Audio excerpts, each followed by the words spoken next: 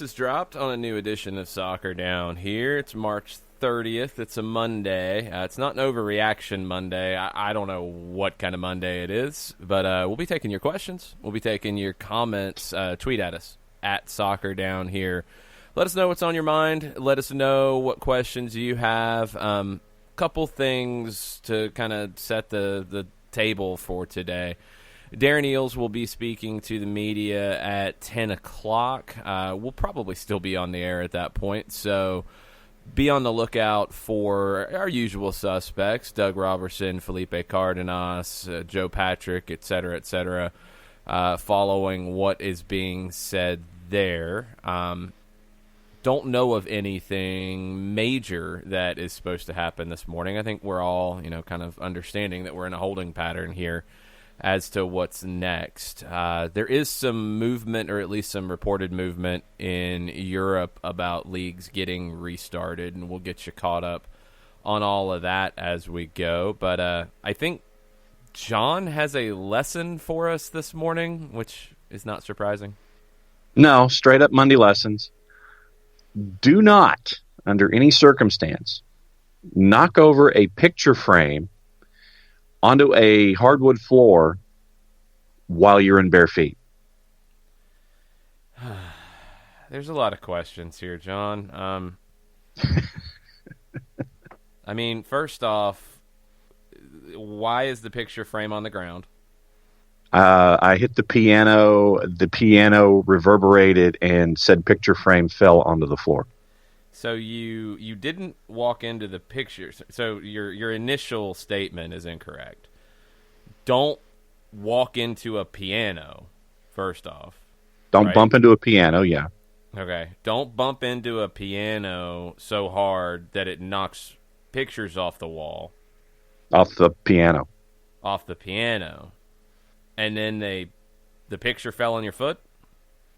Picture fell on the floor, shattered, while I was in bare feet trying to clean it up and make sure that I was not going to get any shards on the bottom of my foot, which turned into somewhat of a futile exercise.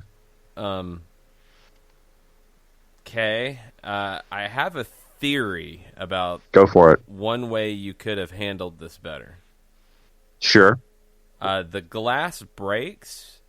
Yeah. And you walk away and put shoes on and then clean up the broken glass. It's a crazy theory. I know. It's wild. It's outside the box thinking. But I'm just saying. Well, here's what I did. Picked up all the large shards. That was the easy part. Then went into the bathroom, grabbed a wet towel, and wiped the hardwood floor with the wet towel, thinking that you get all the little pieces. Unfortunately, I did not get all the little pieces. You thought a wet towel would pick up little pieces of glass? Yeah, off of hardwood. You've never done that? No, I don't normally break glass on hardwood floors, first off. I try to avoid that at all costs. Understood. Second, generally there are two tools that I like a little bit better than the wet towel approach. One would be a broom, and the other would be a vacuum cleaner. Well, with the broom, aren't you just kind of moving it instead of picking it up? Well, that's where the dustpan comes in, John. I'm not just moving it to another section of the hardwood and leaving it. Well, that's where I've always thought that the wet towel or the wet napkin to pick up all of the shards off the hardwood was more effective. Well, first off, now you're still arguing that something's more effective when you've already said that it wasn't. So that's probably a bad approach. You grow up thinking something and it works, and then this morning it doesn't work. The winning streak is over. Yeah, it's bad that you have a streak of picking up broken glass on a regular basis. Jeez. True. And shoes, like that's the part you kind of skipped over. You don't pick up broken glass in bare feet. That's just a bad idea on principle. Yeah, well, usually I think that I can avoid it more than anything else. It's like, all You're right. missing the whole point. It's not about avoiding. It's not about anything. You don't even get into the risk of avoiding it. You break glass, you put shoes on. It's not difficult. All right. Lesson learned. Shoes are important here. Yeah, that's why we have them, John. Why we have shoes, to avoid broken glass. Well, to avoid and to lots help of in the things, clean and yes. to help in the cleanup aspect. Yes. Okay. All right. Like I said, lesson learned. It's a Monday. Not a surprise that something like that would happen on Monday. Yeah, and you can see how self-quarantining is working over in John's house. Mm-hmm. Man, he's getting to this stage. Okay. Check. That's not good. All right. Couple things that have popped off this morning. This is coming from Marco Timmer, who is a journalist with Football International, covers Ajax, and he has reported that Ajax terminates the contract with Klaas-Jan Huntelaar before April 1st, as expected. The club later talks to the 36-year-old striker about his future. They've not made a decision about what's next, but his contract has been terminated. And that was, first off, a name that had popped up at one point about a replacement for Joseph Martinez, with him being out due to the ACL injury. The question was, at the time, would Ajax be able to let him go because they were in the midst of an Eredivisie title chase? They have made that decision now, and things are very different at the moment. But that's an interesting development that we'll have to keep an eye on. He's going to have options if he wants to continue to play. And I have not heard anything from him, to say that he's done at this point. But that's an interesting development this morning that I did not expect. I've not been following the rumors out of the Netherlands at this point about Ajax, but according to Marco Timmer, he has had his contract terminated by Ajax before April 1st. I'm guessing there was probably some kind of financial thing that factored into it. So Huntelaar is not under contract, according to Marco Timmer. Are there any other dance partners that you had seen / heard about? I didn't know he was going to be available, so no. I mean, there was no way to know that his contract was going to be terminated. I was not reading Football International and Marco's previous work. Sorry. So I don't think there's anybody who was linked at any point. That's why even when Atlanta was just a rumor of, oh, well, he would be a great fit because Ajax, because Frank de Boer, because you need a striker, it was kind of like, well, that's not likely because they still need him right now. So, of course, things have changed and we see where it goes. But, yeah, interesting thing to keep an eye on. Yes. And so looking at the latest, you have if we were to just use that as a search on the Twitters, it has kind of piqued the interest of a lot of folks in the last half hour, but no real notions as to a future, but just the idea that he is out there for the taking by whomever. It has piqued a lot of interest. Well, yeah, nobody's really in a position to do anything at the moment. You couldn't add him before the summer window anyway, because his international transfer certificate is still in the Netherlands, and you can only add players outside of the window who were not under contract before the window closed. So he was under contract. You're not going to be able to sign him right now. You'd have to wait to add him until let me see. MLS would be able to add him because their window's still open at the moment. Now, one thing we haven't heard with everything going on is any potential changes to transfer windows in MLS and Brazil. There's a handful of other countries who the window would have originally still been open. Is it going to get extended, or are things going to move around? We don't know. We're going to have to wait and see. But nobody else in Europe could add him right now. MLS could, Brazil could. That would be the way to look at it. And who knows? Again, it's an interesting development. I had not seen anything heading up to this that it was possible. I don't know the financial ramifications. I don't know if there was something about him finishing the year with them, if there was a big bonus to be due or whatever. But we will see where it goes. It's an interesting development this morning. And sure enough, you look at soccernews.nl, and the first paragraph mentions both Huntelaar and Atlanta United. So it's natural dance partners there by association. But so, yes, the interesting development category does get filed in that this morning. Yeah, I mean, it's the logical one because they could add him because of the window, and they have a need in the short term, and it makes some sense. Would the financials work? Who knows? And that's where it gets complicated because you don't have a designated player slot open. You don't know how much cap space you have.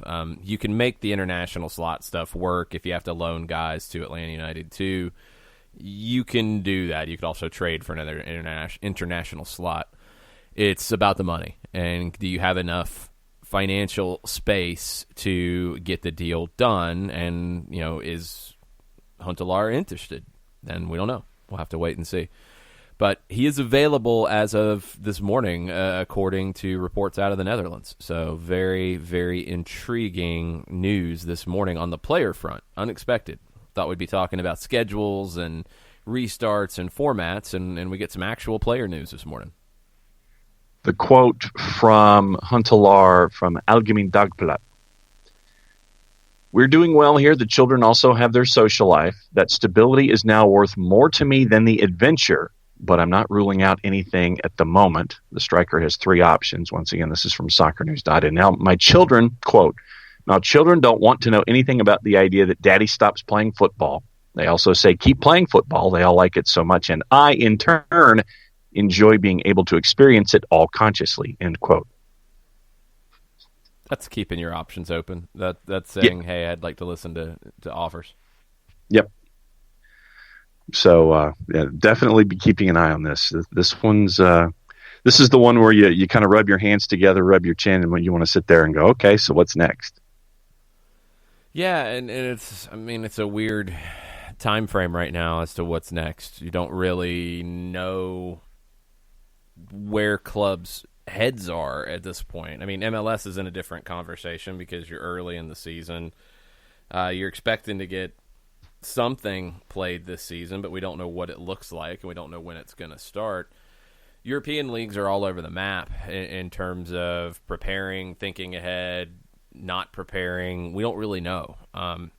Taylor Twellman tweeted this morning that all he's hearing about the Bundesliga is that they're planning to get started again in May, and he doesn't know what the format is, but he said, all I keep hearing from Germany is that the Bundesliga will resume some form of their league play in early May, and they're actively progressing on that timeline. Things in England are absolutely all over the place right now. There's talk about almost a reality show kind of format where the teams would all go into seclusion and play behind closed doors, maybe even at training sites to get games in, and it'd be all nationally televised and be a huge TV thing. But no is it actually feasible? Because when you start getting into the overall logistics, okay, yeah, you're keeping the players in seclusion. You're going to have them go to some site, probably in the middle of the country. You're going to have space for them to be secluded in. You're going to have and you're talking about quite a few teams. You're going to have to do that. So a bunch of players, also coaching staffs, also training staffs, also medical staffs. You're not going to be able to, let's say, a player breaks his leg. Not going to be able to send that player to the hospital. It's going to get complicated.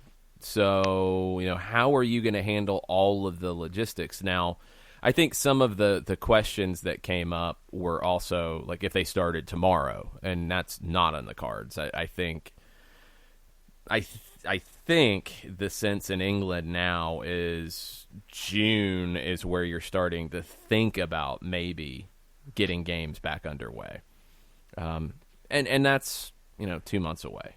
Things could look different by then. They might not. And that's I guess the number one thing that I keep coming back to with all of this. You have to start looking ahead, and you have to start coming up with plans, and you have to have different ideas. I think what they've said in England or in Europe maybe as a whole is there's an idea for a plan A, a plan B, and a plan C.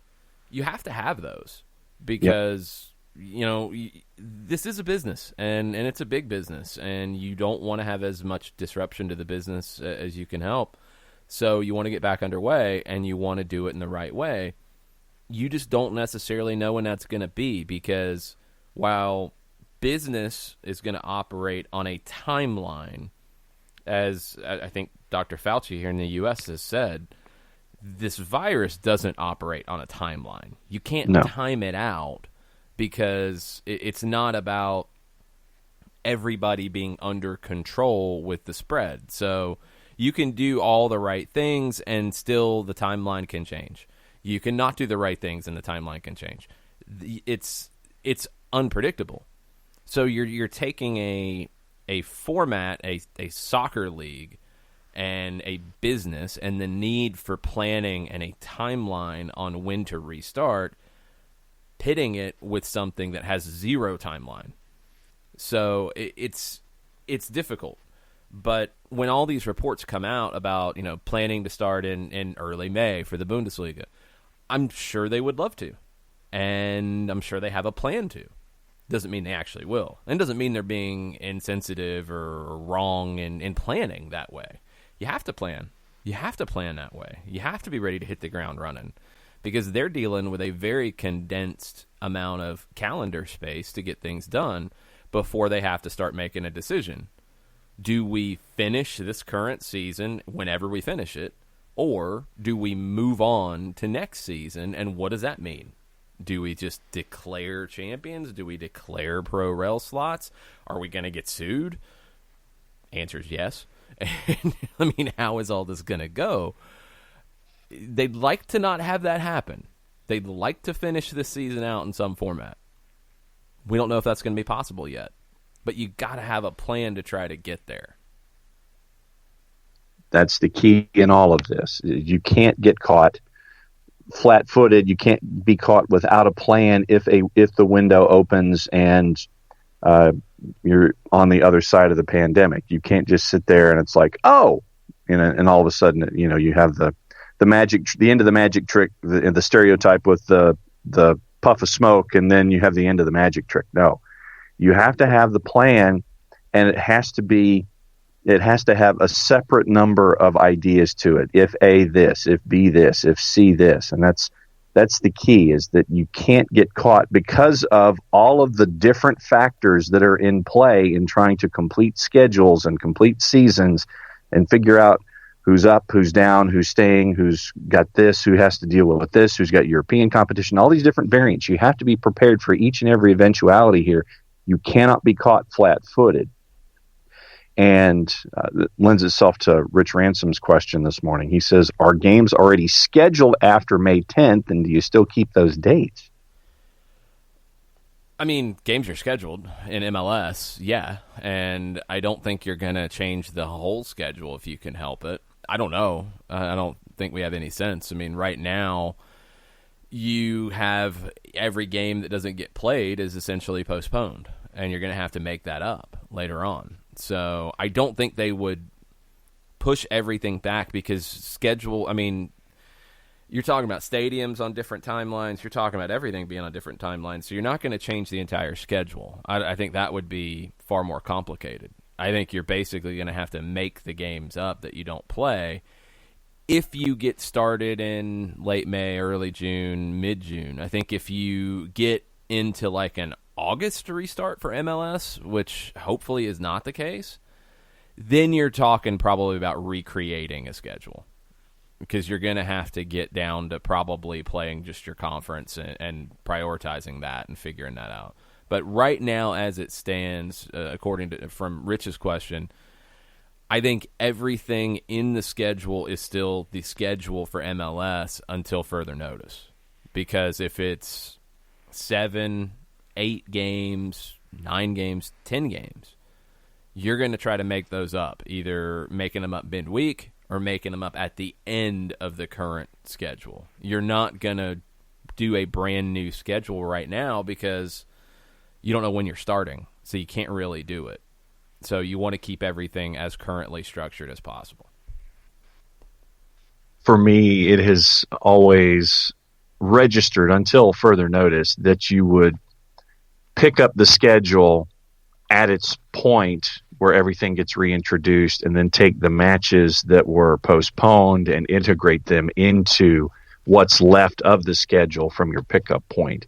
But to your point, yeah, if you're getting into deeper sections of the schedule, if you're past halfway point, 60%, whatever, pick your marker, then you would have to reorient the whole thing. But the way that I've always approached it is that you pick it up from that point of reentry and then figure out the rest. And that it does, to me, lend itself to midweek weekend, and so on. Probably. I mean, it's just without really knowing when the restart's going to be yet, it's hard to call it.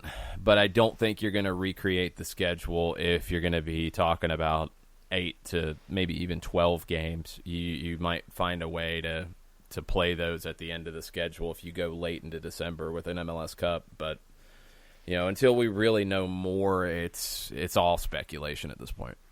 Yep. We do have questions from folks this morning. Sure, let's hit them. Joe Johnstone, he says, if you could change any one rule to the soccer, what would it be? He says, for me, it would be going back to the 35-yard shootout. I like that. I like that to decide a leveled match instead of penalties. Yeah, absolutely. If I could change any rule, and we're talking laws of the game, handball? I mean, what would you change it to? I mean, I like the natural notions of how a body reacts and not calling it a handball instead of, if your body is contorting and it's a natural direction, that to me is an excused absence in my mind. So that's what it's currently written. Right. I like that. So I wouldn't change it from that. I mean, for me, I like Joe's idea of the 35-yard shootout to change tied matches, but I'm sitting here thinking as well right now. All right, you're no help. Let's try this differently. Let's see. You're gonna have to make tweaks to the offside rule, at least the way it's written. True. Because of VAR. That's a VAR thing. You're going to have to clarify some things because of VAR. I don't know exactly how you do that. I don't know exactly what that looks like. I don't know if it's, you give more leeway to the attacking player. There's this idea in the new VAR world with offside that you're taking away so many goals that would have happened before. And that's not necessarily the case because you didn't know what the AR would do before. We've seen so many times when the AR put the flag up and was incorrect.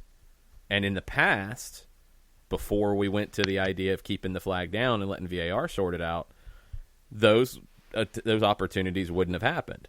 So I'd say it's probably about 50-50 in what it's changing, the new VAR rule. I think it gives the attacker as many chances as it takes away. So do you need to change the offside rule to give the attacker even more leeway? To instead of saying if any part of the body any playable part of the body is offside, then the play is offside, to what some people have suggested, and we've talked about it, making it where if any part of the body is onside, then the play is onside. So it'd basically give you a body length to work with, which is a lot when you get down to these narrow margins. I don't know if that solves it. I think in terms of VAR being a new thing, we're going to see a lot of the issues with the laws of the game get put on blast, get put in under a spotlight here. The handball situation is one. I think the way the law has to be written is probably a combination of the updated law and the previous law. You have to give the referee some leeway in making a judgment call on this. You're not going to be able to define it in black and white because of just the nature of the game, the nature of this issue in the game. You're going to have to give the referee the opportunity to judge, did the player intentionally move their arm out? Was their arm in a natural position? From an attacking player perspective, now if you have any kind of a handball in the immediate build-up to a goal, it's called back. Well, what if your hand is in a natural position by your side and the ball's deflected into it? Why is the attacking player penalized for that where the defending player wouldn't be? It has to get cleaned up. I know the idea behind it, and this didn't just happen in one meeting and say, yeah, let's just do it. This was a conversation over a couple different meetings of IFAB. The idea is good to make handball easy and consistent to call. The problem is it's never going to be that because of just the nature of the way the game's played. You have to reserve the referee's ability to make a judgment decision in those situations. So I would go back to, I would define handball pretty similar to the way it's currently defined, but you have to give the referee the ability to make that judgment call on the way they see it play out. And use of video too, because that will help you. That will give you both sides of it. You have your gut reaction immediately, but you also take a look and you're like, okay, yeah, they moved their arm more than I thought they did, or vice versa. So it's more about the language of the handball law, but more than anything, you have to give the referee some ability to make a judgment call. That's the number one thing for me that sticks out, because I think they actually made it worse, not better, by trying to make it more consistent. Working backwards, aren't the two that get the most grief from anyone, and however they do it, whether it's verbally, social media, what have you, aren't the two that get the most grief offside and handball?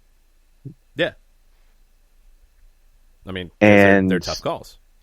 And what we've seen is through the changes of the laws of the game, we've seen the one discussing natural position when it comes to handball. And so for me, I guess by process of elimination, it would be offside and the use of VAR integrating and trying to figure out, okay, what is offside? Is it one body part offside, you're offside, or that the notion that we've discussed that you were getting into and trying to turn it around the other way, that, if it's not one way, then it is. If not A, then B, I guess is what I'm getting at.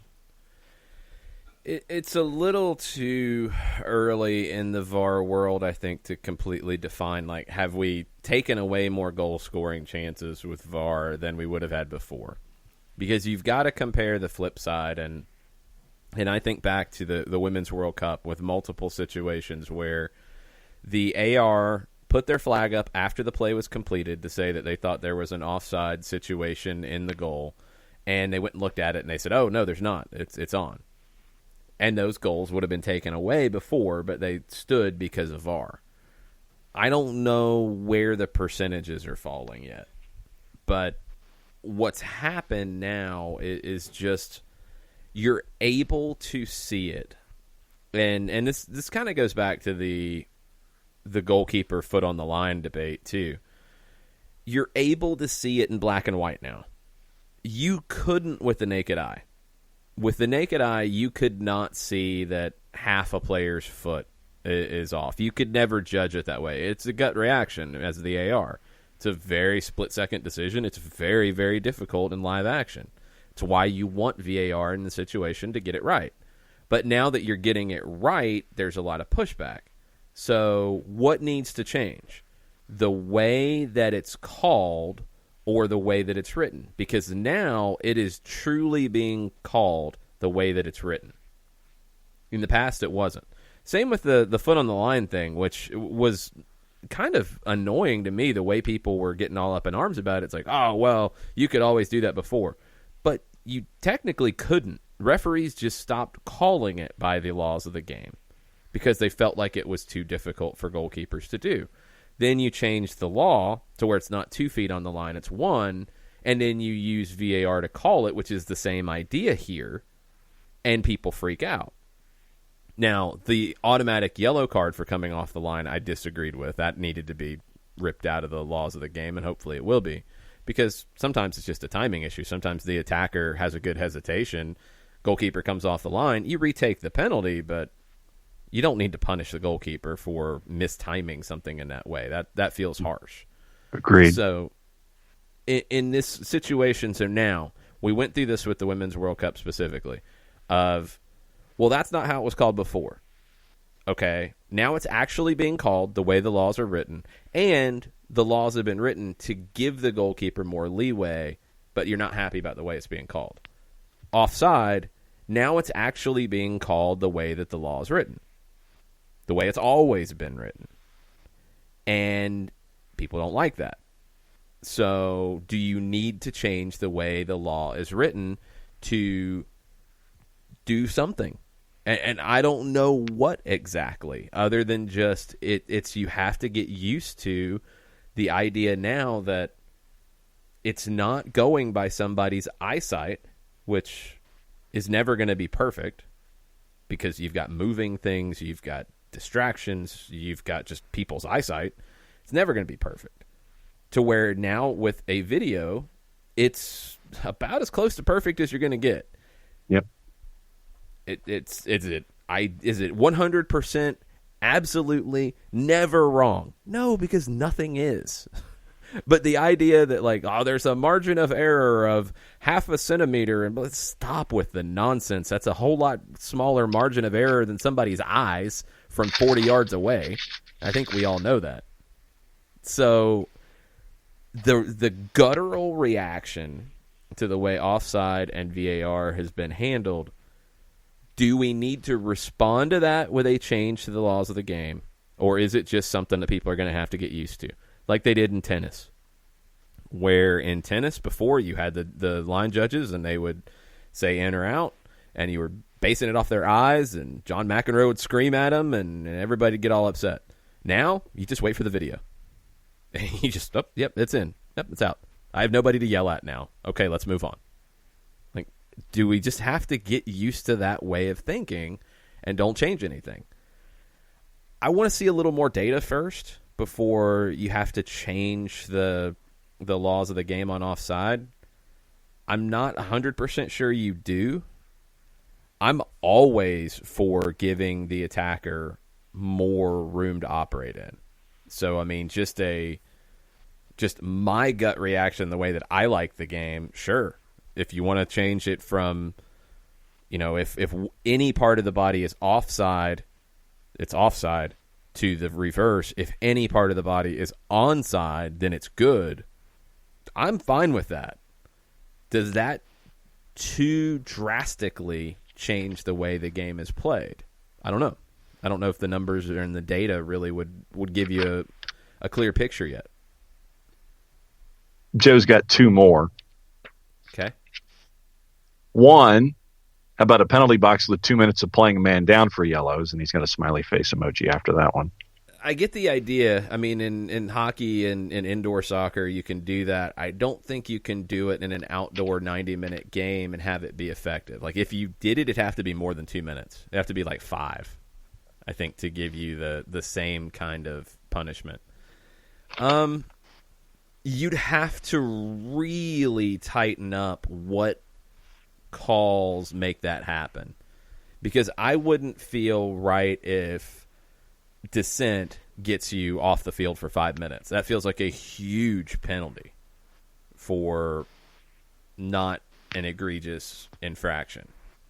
So I think you'd almost have to create another layer of between yellow and red that gets you off for 5 minutes. I don't love the idea. I don't think you can make it work in the outdoor game. And then the one that we've championed a great deal here on the show, as far back as I can remember, Joe says, or injury subs not counting toward the subtotal. Shout out to @Ali Cupertino. I wouldn't do just injury subs. It would just be specifically head injuries. Yeah, I wouldn't do like all injury subs. I think that could open itself up to way too much. But head injuries, and no, what we haven't championed it the way that's written. What we've championed is concussion checks. Yes. And a temporary substitution for. That's a very different situation. And I think that's something that's actually going to start to get trialed, and it needs to. It's way too long to get this kind of rule getting worked on. For me, the way that would go, just off the top of my head, without getting into legalese, you have independent doctors on site. If they agree that a player needs a concussion check, the team is able to use a temporary substitution while that player is checked out. If the player has to be subbed, then you have the option to make that substitution permanent or bring on somebody else. If that player does not have to be substituted, then they can come back in, no problem. Now, people have asked about it, and I would use the traditional substitution rules. So let's say it's late in the game, you don't have any subs left. You've used them all, and you have a player clash of heads, go down. You can't abuse this situation because the independent doctor is the one who has to judge it. If they say that this player needs to be checked, then you can have the temporary substitution. But if that, and this is where the problem is, if that player who had the clash of heads, who was in the match, cannot return and you've used all your subs, you have to pull the temporary player because you can't give an additional substitution right now. Right. I'm not necessarily against the idea of doing that, of allowing an additional substitution in this case if you have independent doctors. I don't know if you have to go that far straight out of the gate. For me, that temporary sub in that situation would be, all right, if the player can come back in, then they come back in. If not, it'd be just like any other injury. If you've used all your subs, you have to play shorthanded. But you're not forcing a team to be shorthanded because of a head injury and trying to force a player back on before getting the concussion check. So you still get the safety element of it, but you're not giving a bonus substitution. I kind of lean that way. I think that's probably the best way to do it right now. But if you want to make the argument that you should be allowed to replace a player who is concussed, no questions asked, and it doesn't hurt you on substitutions, you'd have to convince me. I'm not 100% sure of that, because then you're creating a difference between an ACL injury and a head injury in terms of the way a team can deal with it. And I don't know if you should. An injury is an injury. The main reason I want the temporary sub is for safety. So that player can get properly checked out, because it's not the same type of medical check as a leg injury, as an arm injury, as a shoulder injury. You need time, and you have to make sure that you have time. You don't want to put players and coaches into a situation where they feel rushed. I want that player to get checked. So I don't want to give them a bonus substitution because of it, but I want that player to get checked. And that was the one that I was going to ask about, is that if you're getting the temporary substitution in for checking in a possible concussion situation, what you would do if you've gone already and had your 3 substitutions in a match. That was the one thing I was going to ask you about. I don't think you should give an extra substitution right now, because it shouldn't be different than a broken leg. You don't get a bonus substitution for a broken leg if you've used all your subs. So you shouldn't for a head injury, but you should give that player every opportunity to get checked because it's a different process of getting checked out than a broken leg. Does that make sense? Yeah, it does. No, absolutely. I mean, because and allowing that the evaluation for someone who possibly could have a concussion, you still have that temporary sub can go in until you have your final answer from the independent physician about that particular player, and then why treat it differently if you've already gone through your 3 substitutions. I understand that completely. Yeah, I don't think there's any reason to go there, but a temporary substitution while a player is being checked out for a possible concussion, yeah, that needs to be something that's in the laws of the game now. Chris Hutchison this morning, first thought from Chris, he says, I've got to think we can write off CONCACAF and Liga MX for this year. Mexico's likely going to get hammered and hard. I don't know. I don't know where Mexico is going to be and how it's going to be. Look, I'm not a doctor, and I don't know how much harder they're going to get hit than anybody else. So I haven't followed it all that closely, to be honest. I know Mexico was a little bit later in reacting to it, but they were also later in having it show up. So I don't know. I don't really want to make those statements about any country right now because honestly, I don't know. And there's so much that is hard to control with where this is going to go. I mean, we're seeing it in this country. We're seeing it in the city of Atlanta. We're seeing it in the metro area. We're seeing it across the state. I mean, you've got different situations in different parts of the state that don't necessarily line up with the same response. And I get that.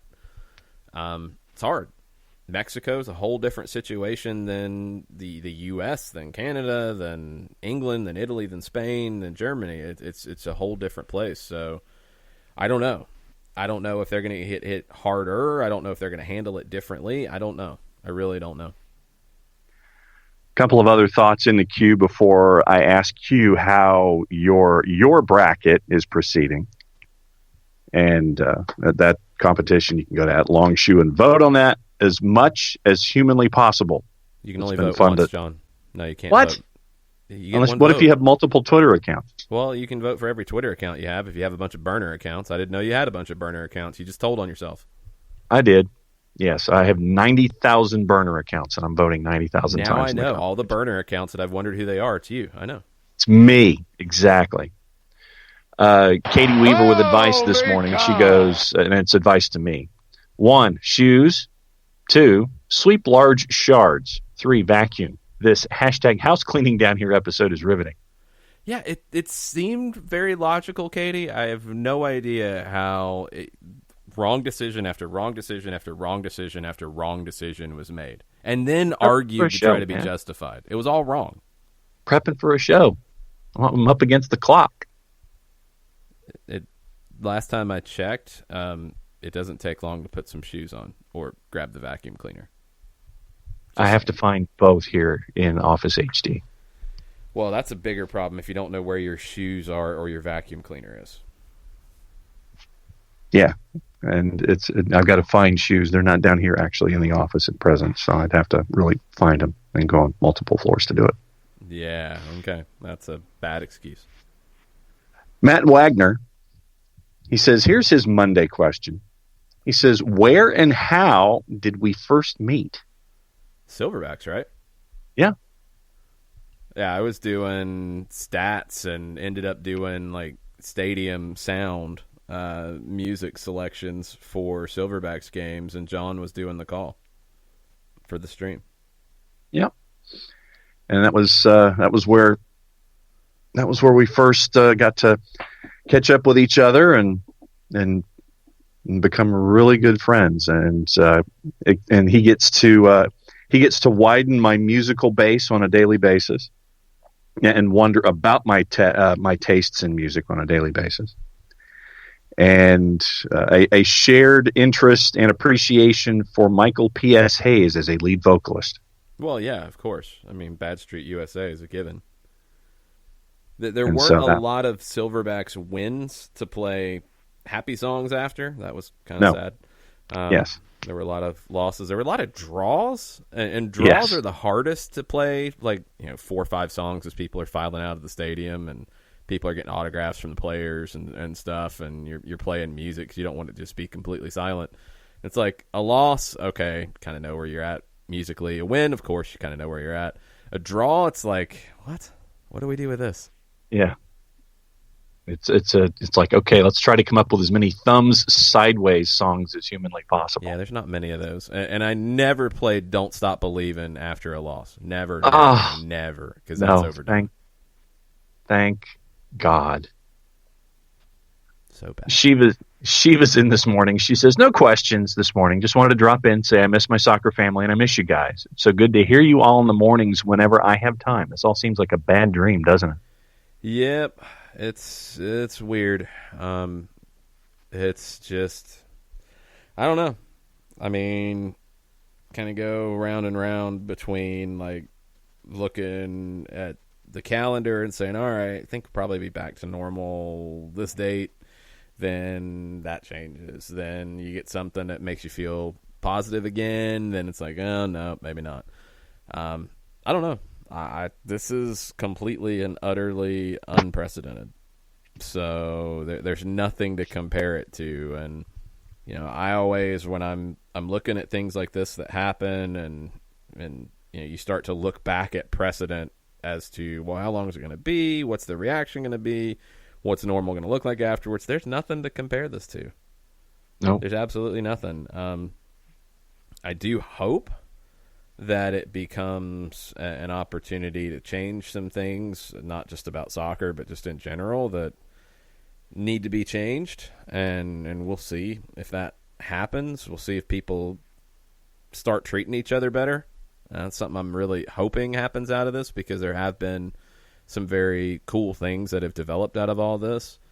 I hope maybe people realize that, you're not as different as one another as you might think. I'm hopeful that that kind of conclusion is reached by the end of it, but there's no way to know. There's just honestly no way to know, and it's just all about taking care of yourself and taking care of like your people close by and taking care of the people that you care about. And reminder to everybody who's listening, whether you're listening to us live or you're listening to us later, if you know of a business, you know of a restaurant, you know of any business in your community that is still active, whether it's pickup, curbside, online, discounts, any of that kind of stuff, shout it out here on our timeline. Obviously, we'll retweet it and still keep our master lists together with all of the folks that we hear from in the communities that are still trying to do things for businesses and staying active in this very challenging environment. So, a business, shout it out, and we will shout it out in kind. So keep letting us know about those kinds of things. Yeah, I know the Butcher, the Baker in Marietta has posted their new menu for the week. That's up at TBTB Marietta on Instagram. I put it in my Instagram story as well, so go check that out. Wild Heaven is doing a pretty cool thing over at Avondale. It's a case for $30. Half of that goes directly to staff, along with any tip you put on top of it. So very cool thing. There's still some cases, special cases left for this over at the Avondale location. They're open from 1 to 6 today. I've heard some really cool things about what the Reformation Brewery locations are doing as well. And we were up at one back late last year, and they were really good to us. They've opened up a new location in the Smyrna area. So Reformation Brewery is doing a lot of different things as well to try to keep getting their product out there. Hampton and Hudson, where we've done viewing parties as well, they're doing like a general store along with a limited menu for curbside pickup. So check them out on all your social media channels as well. Chiefs coach Steve says he knows the idea is DOA, but I still think an episode of Soccer Down Beer would be amazing. I will die on this hill. Yeah, I'm not getting fired for saying anything reckless after having too many beers. Come on now. I've seen this happen to too many people. I'm not a beer drinker. Well, we already know that. Like, you're just going to sit over there and say reckless things about walking around barefoot of broken glass. You know, you probably say more reckless things without the beer than I would say. But anyway. Yeah. So I'm not giving people advice like that. No. So, I would, it would be half a hill, Coach, that anyone who would be partaking would be discussing. But yeah, I'm not a beer person. So saying all the things that I say without having beer in my system, I think is plenty for everybody. Yeah, it is. It definitely is. Broken glass and bare feet. I mean, come on. Tafka's in this morning. And Tafka says, now that the Olympics have been pushed back, if you were on the FIFA board, if only that were true, what would you do regarding age eligibility? Allow backdated age qualification or no change? And when do you conduct qualification? ASAP or the same time next year? I think because you already have teams that have qualified. So, I mean, everybody's different. CONCACAF didn't do their qualification, but CONMEBOL did. So I think you've got to keep the same age eligibility as what you would have had for this year. Keep that same age group. In terms of when you would do it, I mean, it's just going to depend on when you can get back to doing stuff and where it's going to fit into a calendar.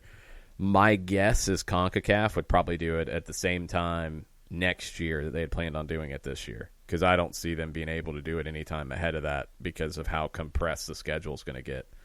But since some teams have already qualified, I think you should probably keep it with the current age restrictions. And, yeah, if that means it's an under-24 tournament, then it's an under-24 tournament for 2021.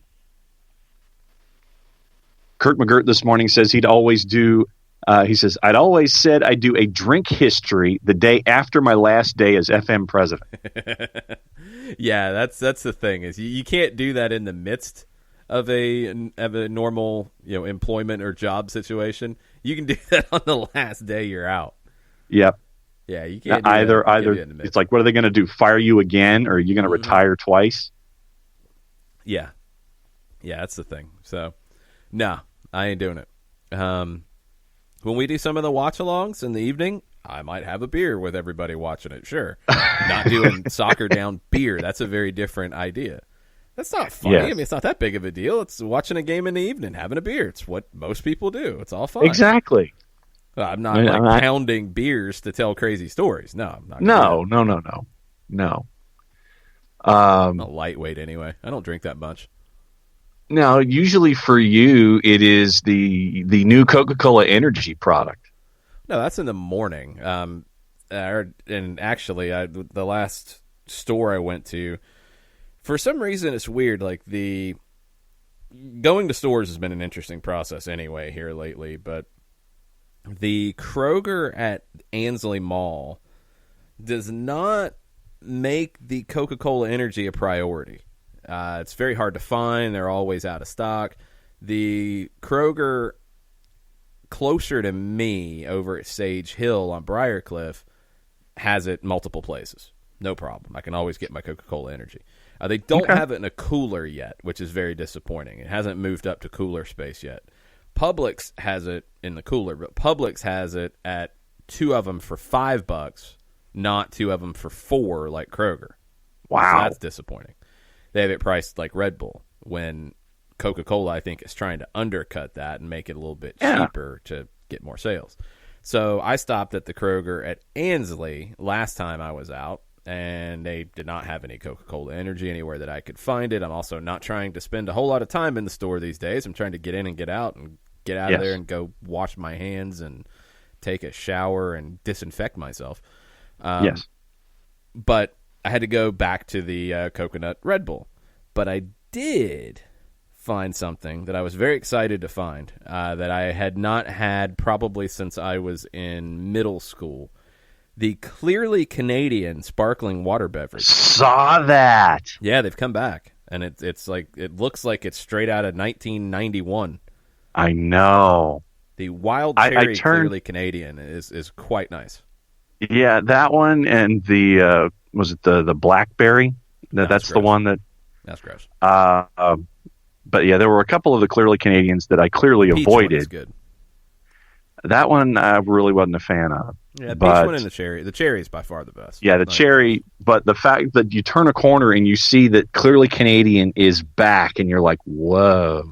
Yeah, I was excited. I thought I was listening to Belle Biv DeVoe and Another Bad Creation, and Janet Jackson all at once, and it was 1991 again.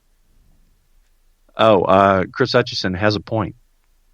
Well, that's good. Okay, Chris.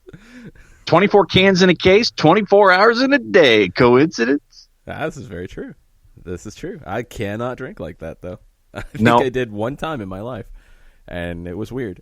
I mean, like literally one time I drank anywhere near that kind of amount of beer in a day. I get full, and now like I just don't drink that much. Honestly, if I have more than a couple of beers, it's very, very strange. Usually, like, even when we're out on the road, and we do the game, we go grab a bite afterwards, I'll have 2 beers. That's about it. Sometimes just a beer. I'm ready to go to sleep. I'm good. Just don't drink as much as I used to.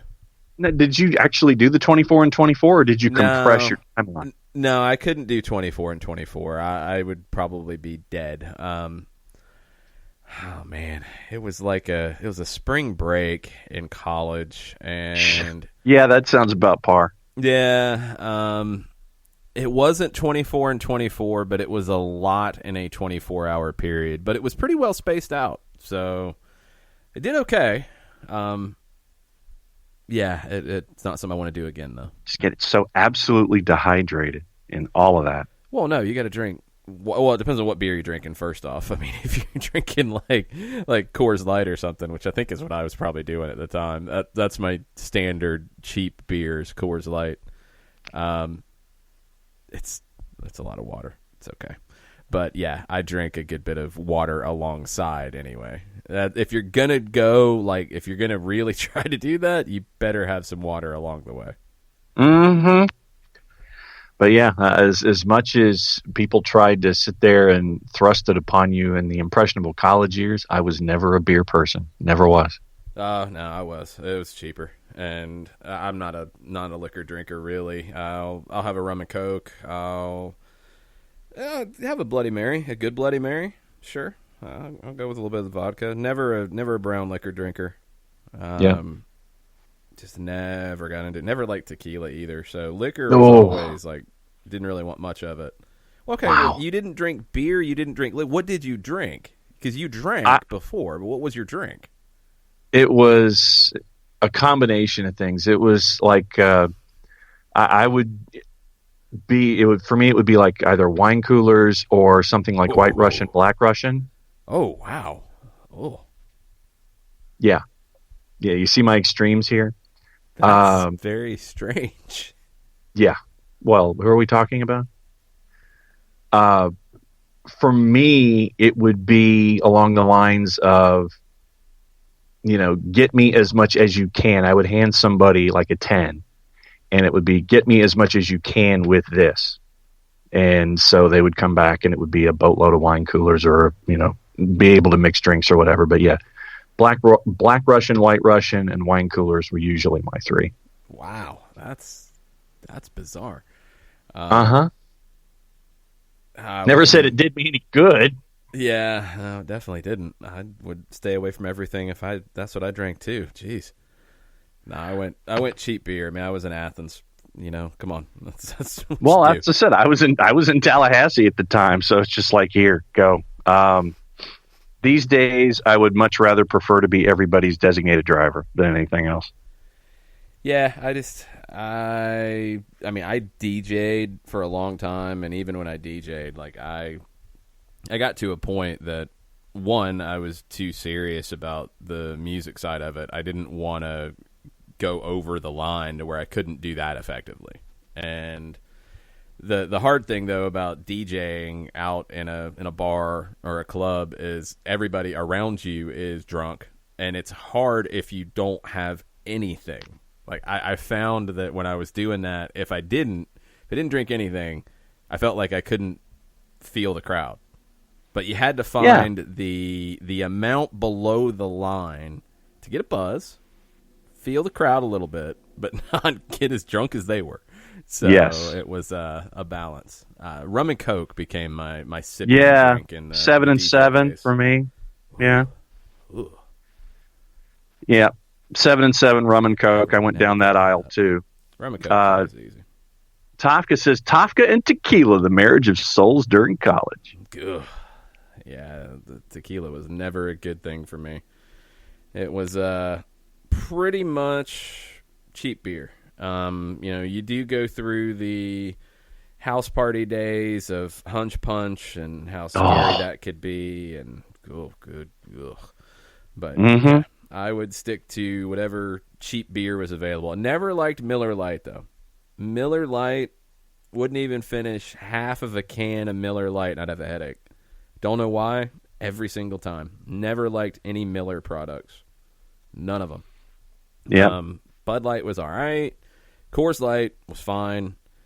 I'll actually even go back to Michelob Light. Wow. It was all right. I mean, it's not that old. Mick Ultra I don't like at all.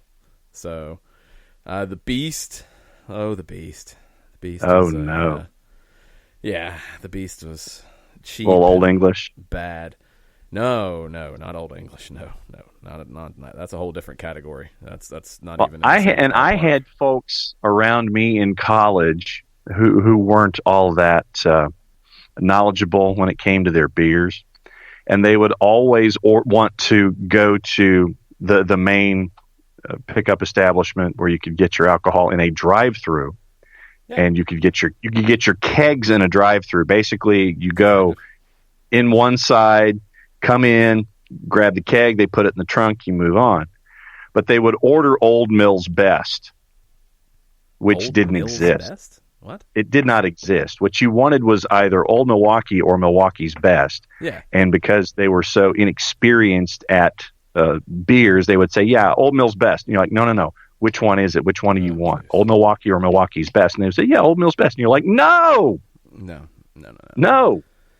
Milwaukee's Best. I always liked it more than PBR or Rolling Rock, or I think those were the cheap options. The Keystone Light, is that one of them too? Oh wow. Yeah, those were the really cheap options. And if I had to go down to that level, it would be the Beast. But generally, Coors Light. Can we talk about your bracket? Sure, we can talk about the bracket. Let me pull it up because we are in the Sweet 16 of the ATL UTD Greatest Goal. That's the hashtag. We've had a few surprises in it. I was going to ask, coming out of round one, what were the surprises as we got into round two here? Let's see. Let me get to those. So, round of 32... I mean, it went about like I would expect. I don't know if we want to go through every goal that was a surprise. Let's just get into the Sweet 16 right now. First off, I will retweet this right now from my account at Longshoe so you can hop on. You've got an hour left in the voting. The first one, Kevin Kratz's second free kick goal against Montreal is slightly ahead of Joseph's 2018 goal at San Jose that won the match. That one would qualify as a surprise to me. It's 52.4% to Kratz's second goal. But didn't Kratz beat out the Miggy Hop in round one? No, not in round one.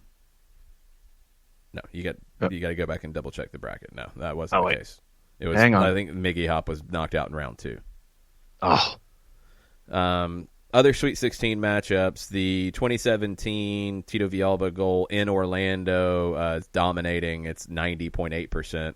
It's got it over Joseph's goal that would have been a great winner against Red Bulls, but Atlanta conceded a goal late and it ended up 3-3. Joseph's goal in Philly from last year, the spinning 1-2, which is a great goal, is comfortably ahead of Miguel Almiron's goal against Columbus at Bobby Dodd. It's about what I expected. Some people have been surprised by this one. I'm not. Joseph's goal in Orlando to break the record is ahead of Joseph's goal from MLS Cup. Joseph's goal from MLS Cup got to the Sweet 16 because it was in MLS Cup. But when you're comparing it to that goal in Orlando, I don't think it wins. I would probably agree with that voting. Yes, I would agree with the Orlando voting over the MLS Cup vote. Little surprised to see Franco Escobar's goal against Red Bulls in the playoffs in 2018 ahead of Joseph's goal at Yankee Stadium in 2018, the diving header on the long cross from Gressel. Thought that might have won, but Escobar's going to move on to the Elite Eight. Another really close one that if you have strong feelings about, you're going to want to get in on the voting. It's 51-49 right now. Tito's goal against Red Bulls in the playoffs, the third goal in the home leg, is up over the goal of the year in MLS last year, Joseph's goal against Cincinnati. That would be the first upset in terms of the 4 goals that I kind of separated out for each section of the bracket. I took the goals of the year and the record breaker and put those as your 4 seeds. So this would be the first upset of one of those. It's 51-49, Tito's playoff goal ahead of Joseph's goal against Cincinnati. For me, go ahead. Not just going to say, definitely the Joseph goal against Cincinnati is a 1 seed. So having Tito right now in the lead, you haven't. When is it? Monday afternoon is the quarterfinal? No, it's 1 hour left. Oh, 1 hour left. Okay. So when the show is done, people, act now. The last 2 matchups, Tito versus Orlando at Bobby Dodd is up 59-41% over Justin Merrim's goal against Montreal. And Tito's goal in San Jose that started the comeback is up 62-38 over Miguel Almiron's second goal against Orlando from Mercedes-Benz in 2018. It's about what I expected. But the Tito playoff goal, I think, is going to pull the upset. And Kratz's second goal against Montreal, to me, that's an upset over the match winner in San Jose. That one feels like a surprise to me. Yeah, I mean, getting this far, the Kevin Kratz goal against Montreal is absolutely amazing, but I would have picked Joseph in that one as well. Free kick goals don't have the same feeling for me as match winners as other goals, so I'm a little surprised that one has continued. There wasn't honestly a ton of free kick goals to choose from. Miguel Almiron's against NYC in the playoffs, I thought might get a little bit further, but it didn't. Some of it's down to the matchups, and some of it's down to the way the things fell, because I just did it, like I told you all when I created this, I just did it randomly with the exception of those 4 goals that were seeded, because I didn't want them to face off in the first round. So everything else was done randomly, and it just fell the way it fell. So that's going to affect it a little bit. Some goals might get knocked out a little bit earlier because of that. Yeah, and for me, short of the Tito goal in Orlando, it's looking like Joseph's going to be going up against Joseph a lot. If I was to be voting, the final 4, the quarters on the right-hand side would be 3 Josephs and a Tito.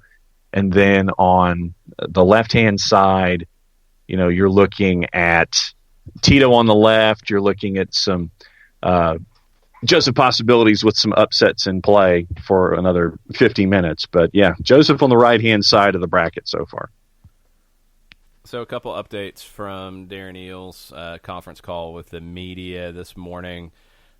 Per Doug Robertson and Felipe Cardenas, no Atlanta United players or employees have reported that they've tested positive for coronavirus. And per Cardenas, Eales also said that the club does not foresee any issues at this time regarding employee layoffs or furloughs.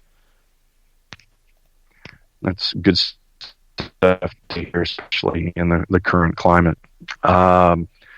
Going back to our discussion at the end of hour number 1, yes, Steve, I was referring to Mike's Beer Barn in Tallahassee, Florida. Oh, there you go. with the drive in and drop the keg and go in one side, go out the other. Yep, Mike's Beer Barn. We never had a That's drive. Well, no, there's pitch and putt. Actually, over near Sage Hill, it has a drive up window. Yes, that's the only one that I know of in Georgia. I'm sure there's others, but it has not been something that has been common in Georgia. I know in other states that it is. Yeah. And Chris Hutchison's back in. He says, Heineken and Peroni have the best commercials. Prove me wrong. They're pretty good. I'm trying to think Define of a Peroni commercial. Best. Yeah, I was trying to think of a Peroni ad, but well, I mean, best. I mean, this is the same argument you have about anything. Like, it's just your opinion. It's like, okay, yeah. I mean, you got Heineken and folks are drinking out of green bottles and having big parties, but I can't think of a Peroni ad. Heineken's had a bunch of soccer commercials that are probably a little more detailed than that. I mean, you had Pirlo in one recently that's pretty good. Oh, yeah, where Pirlo is not happy that he missed the goal. Yes, Heineken gets credit for that one. Yeah, that one that's a good one. But yeah, okay. So I was specifically thinking just the absolute generic party promoting commercials, not the ones that were associated with soccer. I think Coors, not Coors Light, but Coors, the banquet beer, has had some pretty good commercials as well. But yeah, I still, for the life of me, cannot think of a Peroni ad. Yeah, I'm trying to think of a Peroni commercial now. I'm going to have to look at this and see if anything jogs my memory. No. No, nothing's drawing my memory here. Sorry. Nope. But another note from early this morning, and it was retweeted by the Garlic Bread Warlord, Nick Alifi, and from ESPN FC, Lionel Messi says, Barcelona players are taking a 70% wage cut and support all club staff for as long as the coronavirus outbreak lasts. Yeah, I mean, it's complicated everywhere right now with all of it and how teams are going to be able to handle this. Because we've talked about it from a pretty broad perspective of different size clubs. And, I mean, you've got some clubs that are going to be in financial trouble because of this. And yes, I don't think anybody is looking at this as an opportunity to cut staff. I think sometimes unfortunate realities are unfortunate realities. And if you don't have money coming in, you can't pay people. I understand that. And it's not an ideal situation at all. According to Marca, Real Madrid have no pressing need to reduce their wage bill in the coming months. Wages are about 50% of Real Madrid's income. Barcelona, closer to 80%.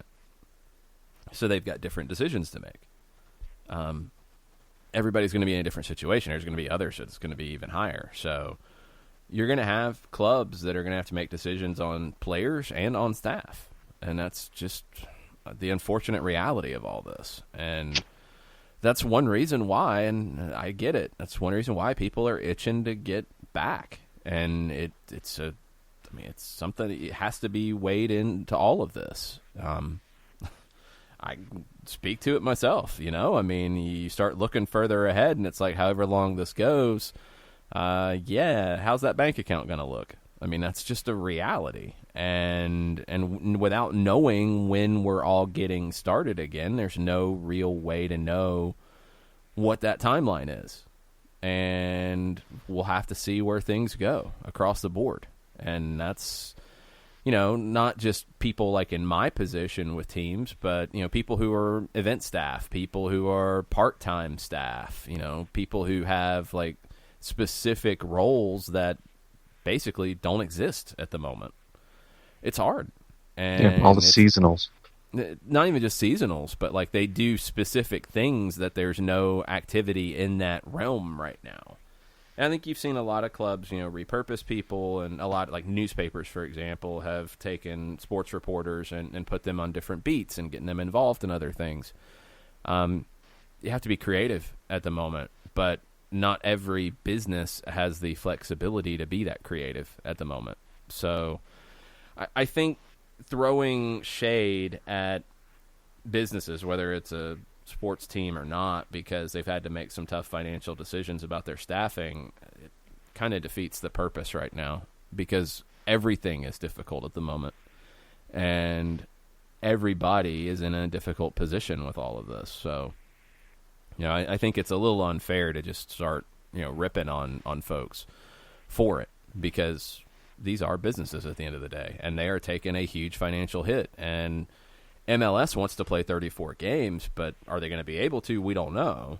Other leagues probably aren't going to be able to play as many games as they had budgeted for and had scheduled. So how are they going to make up for that shortfall? Not every team, not every owner, not every group is in the same position to make up for it. It's just there's no across-the-board solutions. There's no across-the-board realities of all of it. Every situation's different. Yeah, and that's the overarching thing here, is that every situation's different, and take each individual situation in its context when you're trying to sit there and see how a particular business, regardless of what they are, whether it's sports-based or not, what they're doing to address the situation and try to address it as best they can going forward. Yep. I mean, and we'll see. And, versus, NBA maybe being able to, like we talked about with the Premier League, the NBA might be able to do games behind closed doors at training facilities and basically keep everybody on lockdown in a way to do it. Okay. Can MLS do that? Probably not. It's a different situation. Could the NFL do that? I don't know how. I have no idea how football you can make work that way. Yeah. I don't know. Everybody's in a different situation. Everybody has different realities. There's different sponsorship realities of all of this that clubs are going to have to deal with. It's very, very complicated, and nobody has the answers as of yet. Yeah. And so and it literally is changing on a day-by-day basis. And we talked about it in hour number one, about having plans and having contingencies and making sure that you can look at each lane of traffic and sit there and go, okay, well, if this happens, I go this direction. If this happens, I can go this direction. If this happens, I can go here. But it's being prepared for each and every eventuality that you can think of to keep you going as best you can in this current environment. You want a kind of salty player quote from Europe right now? Hit me. This one's pretty good. So on Instagram Live, Karim Benzema was talking, and I guess he was asked about Olivier Giroud and I guess the French national team. So Benzema compared himself, and Giroud said it's like confusing Formula One with karting. Man. Okay. He has his career. He does what he wants, scores the goals he wants. He is in his lane. I am in my lane. I don't think about him. Aside from that, his style of play suits the French national team well. It works because he is there. That is the only reason. He is good because there are players like Mbappe or Griezmann who are fast and who play in the channels and pivot around the center forward. Him, up top, he weighs on defenses, which allows the two others to move a lot and show a lot. He blocks, and it works. It won't be spectacular. He won't do something amazing, but he has his thing. Aside from that, does everyone like how he plays? I don't know, but it works well for the French national team. So I guess he's saying that he is a Formula One car and Olivier Giroud's a go-kart. Wow. It is salty for your Monday. No, he's right about the rest of it, though. I mean, you get that happen sometimes in teams where you might look at two players and say, well, this player's player A is better than player B. There's no question about it. But does player B suit this team better? That happens. So that part is 100% correct. No, you're right on with that. It's like, certain players are better in certain situations, but just the abject comparison of Formula One to karting, that to me was obviously the part that instantly sits there and has you sit there and step back for a second and go, oh, wow, okay. Yeah, I would have went maybe like sports car versus an SUV, a little more on equal footing, but different, as opposed to a Formula One car and karting. It's kind of Yeah. harsh.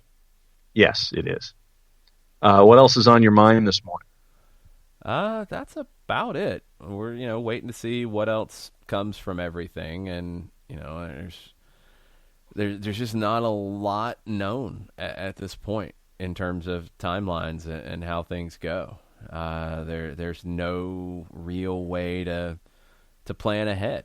So we're just kind of floating around in the same way that you guys are. A couple other bits of news real quick, and we will pull out a soccer over there gimmick. And hold on.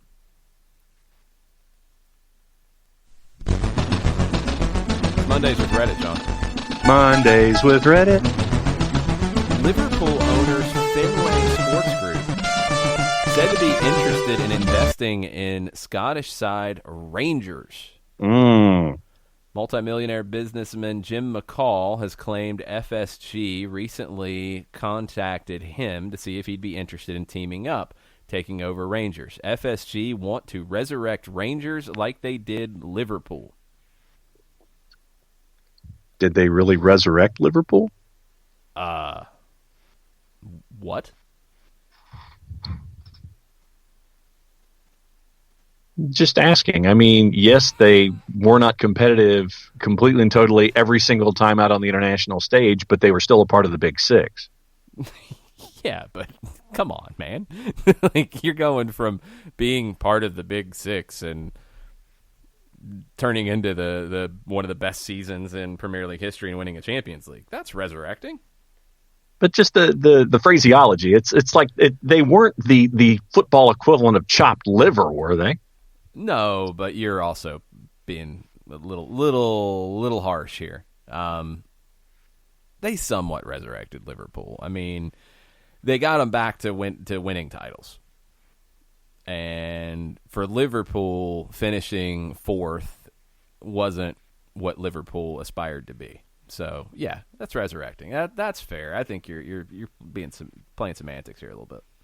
Okay, well, yeah. I mean, that's pretty much how I was looking at it. It's like you were 15th in the table, and then all of a sudden winning championships is my point. But as I've said many times, like, you're not going to see Fenway Sports Group go by Bolton.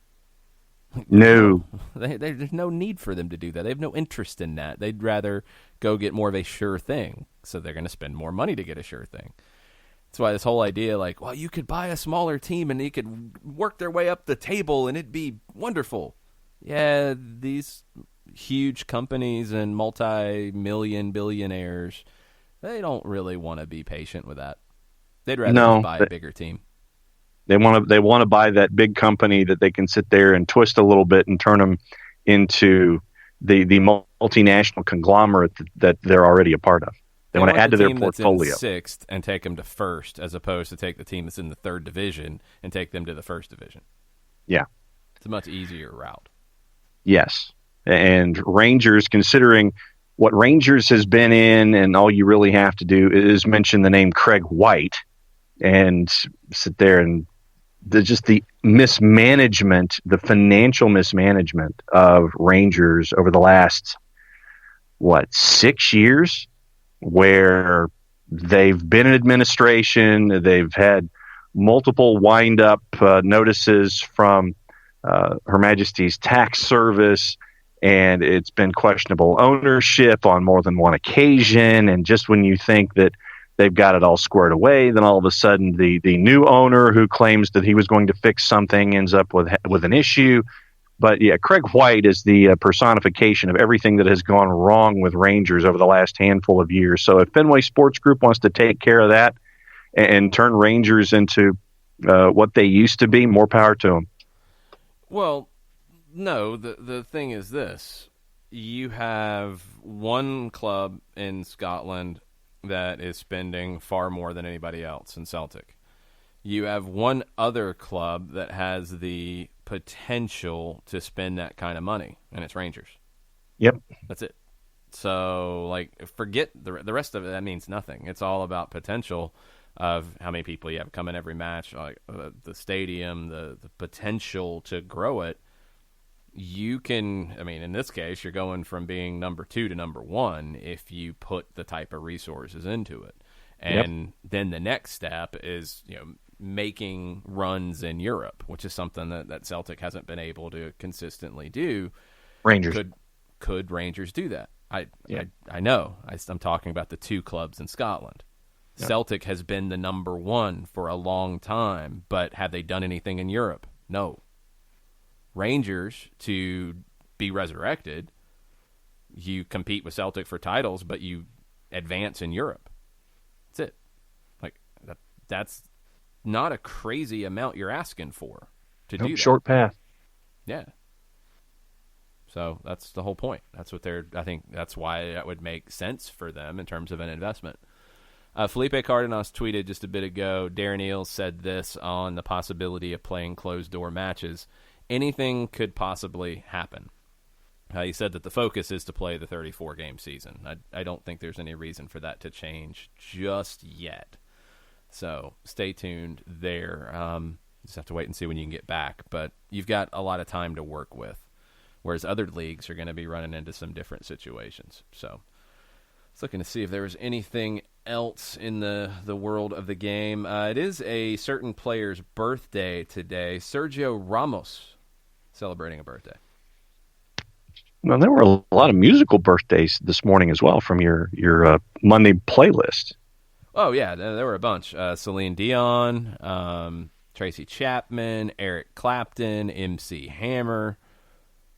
Quite a few different birthdays on this one. Did you see what the release clause is for Real Madrid midfielder Federico Valverde? No, I did not. £448 million. Yeah, that's basically saying we don't want to let him go. And Man United is apparently targeting Valverde. Yeah, they're not going to pay the release clause. That's just a number. Doesn't mean anything.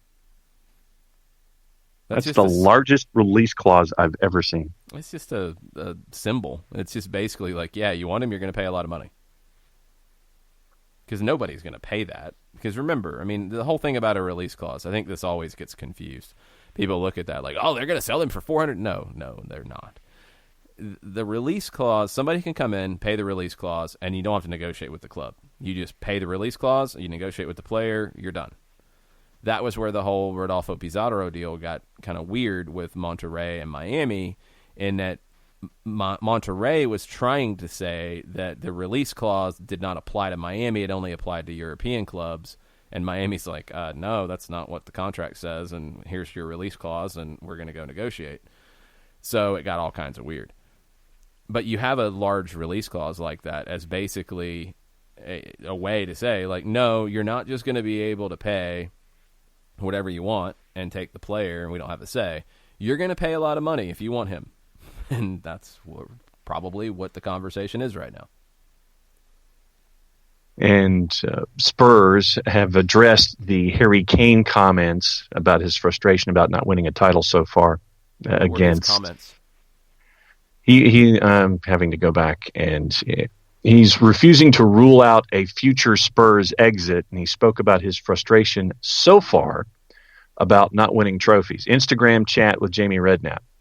Quote, "It's one of those things. I couldn't say yes. I couldn't say no. I love Spurs. I'll always love Spurs. But it's one of those things.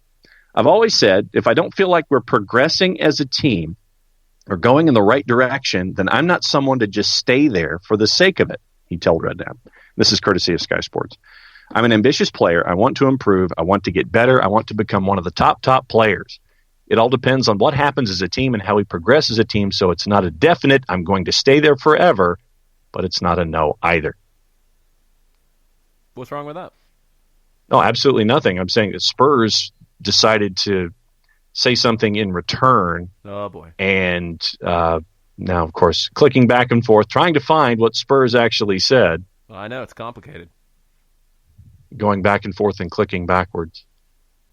But that says, we're not going to discuss this or any player position whilst we focus on protecting the club and jobs and working with the council to support those affected by COVID-19, end quote. Yeah, I mean, this is something I think people have to be a little careful about. With look, people are trying to come up with ways for content, trying to have interviews, and you're kind of a little loose at the moment. And Harry Kane probably shouldn't have put that out there in the way that he did. Not currently, maybe not the best way to treat your employer. I think what he said is fair. I don't think he said anything incorrect, but is the timing the best? No. Spurs probably would have been better served to just not comment on it. Yeah. I don't think they'd benefit from saying anything about it. And it also appears now that after being sacked by FC Sion, Alex Song has now taken his case to FIFA. He was one of 9 players dismissed by the Swiss side for refusing to take a pay cut as an emergency measure following the impact of COVID-19. They refused he and 8 teammates refused their new terms and were sacked with immediate effect following the suspension of the Swiss Super League. And so he told a French broadcaster, "My lawyer will take care of it. It's gone to FIFA. We're going to defend our right." We played a friendly on Friday, supposed to meet with the president Monday, then Tuesday, had no news. We received a WhatsApp message on Tuesday afternoon to tell us everyone had to sign a paper saying we'd reduce our salaries, and we had to return the paper by noon. Received the document without explanation, decided together not to sign. We wanted to discuss it. I've not committed any professional mistake. Every club talks to their players to reach solutions. It's down to contracts. I mean, this is not going to be the first time. It's not going to be the only situation in this. It's not going to be the only time. It's a better way to put it. It's going to come down to the contract. And if there is a way for clubs, according to the contract, to cut a player's salary or request it, okay. I mean, I guess you could request it. If the player doesn't sign it, are they able to release that player, terminate the contract? It's going to depend on the contract terms. And that's the part we don't know without seeing it. It's going to be pretty cut and dried in this case.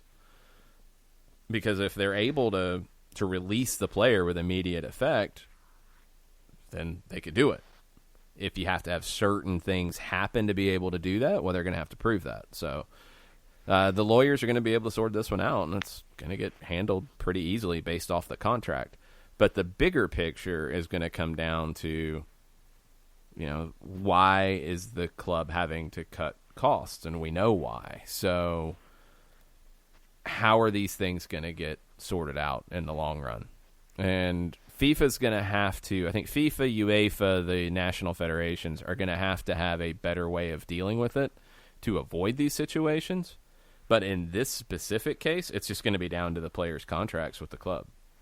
Yeah. Does the club have basically like an at-will contract where they can just cut you and cut you? Doesn't matter. Or do they have to prove why they can cut you? We'll have to see.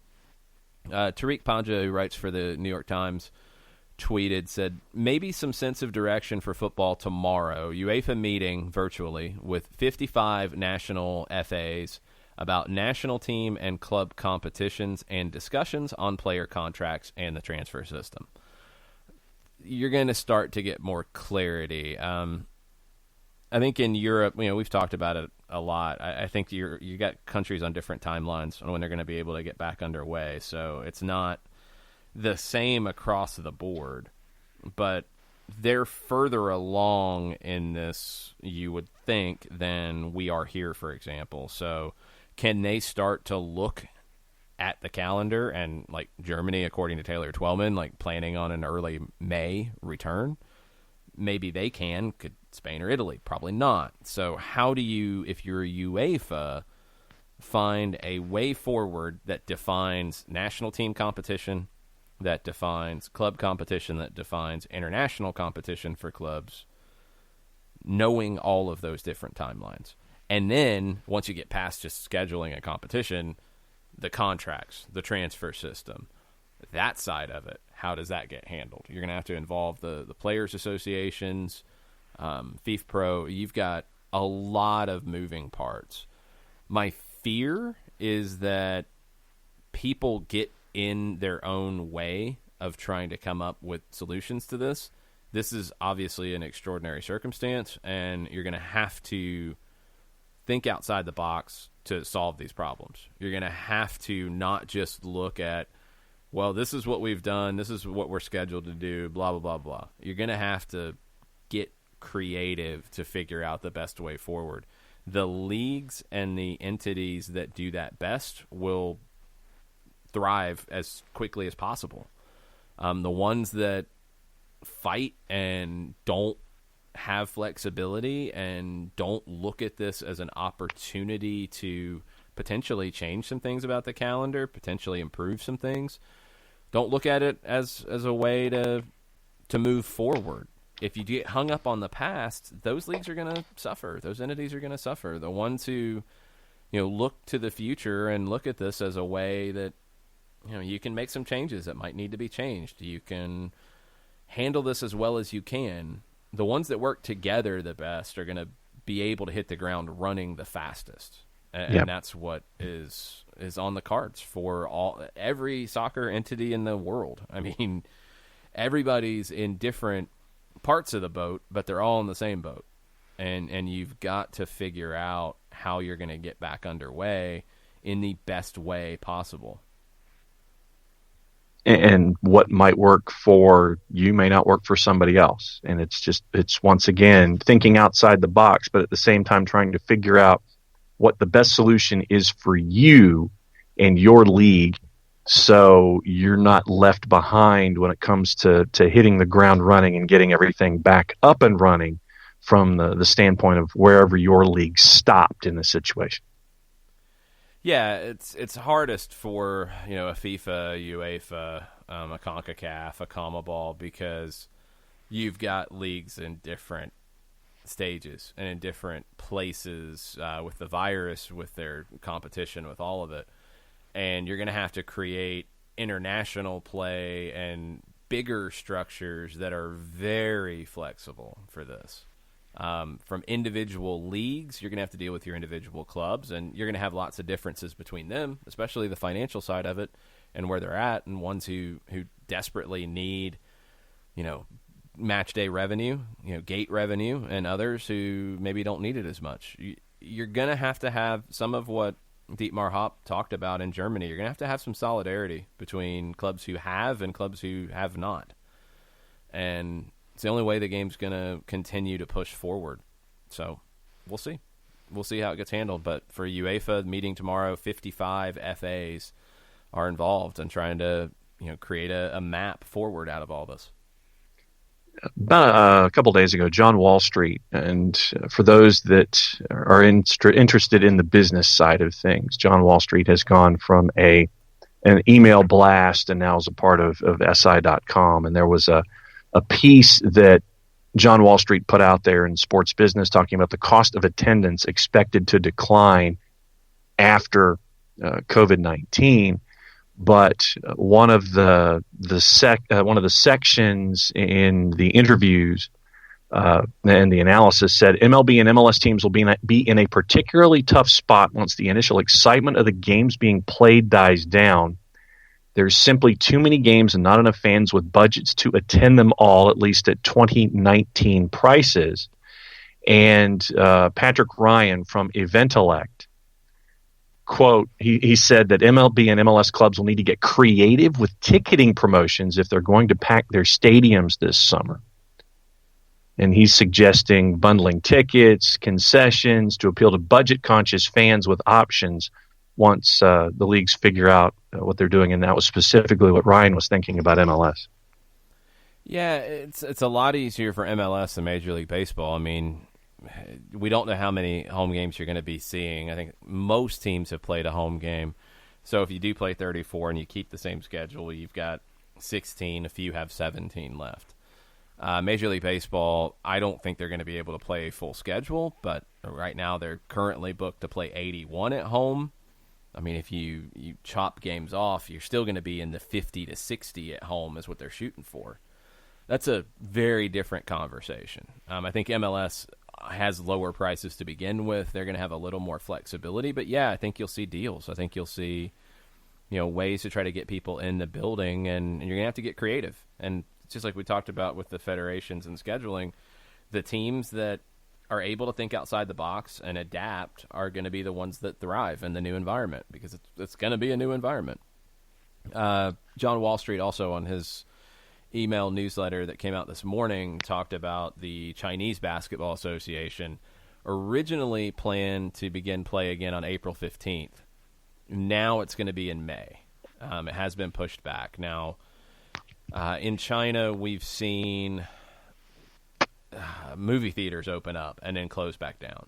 So they're much further along in all of this than we are and other countries are, but they're not through it yet. And I think watching when they get back to sports is going to be something to keep an eye on in terms of what that timeline could look like elsewhere. I'm not getting into the politics and hiding things and all that, because I don't know all that. But I'm just talking about when the virus broke out versus when you're getting action started again. They've pushed it back again now to May for the CBA, the Chinese Basketball Association. And that would be something I think you have to keep in mind with European leagues trying to get started again, with MLS, with Mexico, with CONMEBOL, with all of it. A couple of other random things in the timeline. Chris Hutchison did give us a Peroni ad to look at. Very nice. I'll check that out. And it's the one where the couple's on the scooter and they keep hijacking things from various restaurants to make their party. Do not remember that at all. Including the cellist that they put in the sidecar of the motorcycle. Okay. And Mr. Runner 76, Joel, with a rule tweak / change from the discussion that we've had this morning. He wanted to stop the game clock on goals, VAR reviews, injuries, and subs. He says it would reduce the impact of time wasting. Well, you don't have to in the current format, because you're just adding time back on. It doesn't really affect anything to stop the clock in the stadium, because that's not the clock. Now, the bigger question, and we've talked about it before, would be, do you go to that scenario where you use the stadium clock as the clock? Or at least you have the video assistant referee define how much time is to be added, and then you run that as the clock that's left. That'd be a huge change. And this is the kind of change that IFAB and FIFA generally doesn't like, because while that would work for MLS, while that would work for any major professional league, it wouldn't work for the youth game. It wouldn't work for, a third division in a small country that doesn't have a stadium clock. And IFAB and the laws of the game are built around being universal. So that might be something that a league by league would have to do, or IFAB would allow leagues to do. But just stopping the stadium clock, it wouldn't have any effect. It would obviously be a little more confusing, because then a referee would have to add that on to stoppage time at the end. 15 minutes remaining in the voting for the bracket at Longshoe. Vote in your brackets. So the ATL's greatest goal can continue its work forward. So 15 minutes. That's your 15-minute warning, folks, about voting. You're incorrect. You said top of the hour, didn't you? No, you said top of the hour. I said there was roughly an hour left. I didn't have a stopwatch on it. Now it's under an hour. The first one that wraps up has 25 minutes left, and the last one that wraps up has 32. Okay, so 11:10 Eastern as we're talking live, 32:15, 11:17. So there it is, 11:17 to 11:10. Go get your votes. Just go vote. Go get your votes, people. Just go vote. See if a number 1 seed falls in this round for the first time in the tournament. Another update from Darren's conference call this morning. Joseph Martinez back in Atlanta, continuing his rehab from ACL surgeries, doing it at the training ground, which is allowed in terms of injury recovery. It's allowed under current MLS protocol. No timetable yet. Obviously, it's still very early, and there's no need to even set a timetable at this point. So it is what it is. But he is training. I think he's posted some pictures on his Instagram of that. Yep. Darren also said that the search for a striker is in, quote, wait and see, unquote, mode. and may depend on any adjustments to MLS roster rules. Which is interesting that comes up because I think there's going to need to be. Same wait and see on U.S. Open Cup and CONCACAF Champions League as well. So we will see what's next in that regard. A couple things on the television tonight. ESPN2 is celebrating Women's History Month with 4 U.S. Women's National Team games tonight. Starts at 6 o'clock. USA 1-0 over Canada from 2009. Abby Wambach's 100th national team goal in her hometown of Rochester. Next game is 2004, the retirement match for Julie Foudy, for Mia Hamm, for Joy Fawcett against Mexico. That was a fun watch. I remember watching that one live. 4-3 come from behind win over Brazil in the 2017 Tournament of Nations at 10 o'clock. And then the 3-1 win over Japan in the She Believes Cup from Frisco, Texas, back at the beginning of March at midnight. So you got 4 U.S. Women's National Team games on ESPN2 this evening, starting at 6. Was that the one where Mia Hamm switched to the Garcia jersey at halftime? Yeah, it's the only time she ever did that. And then as of an hour ago, the Tokyo Olympiad has been rescheduled to start July 23rd, 2021. Yeah, no, it had already been rescheduled. I don't want to confuse people, but they set the date for what it would look like with it right along the Paralympics for 21. But yeah, I mean, they announced last week that it was being pushed back. I just don't think they had said what dates it was falling into just yet.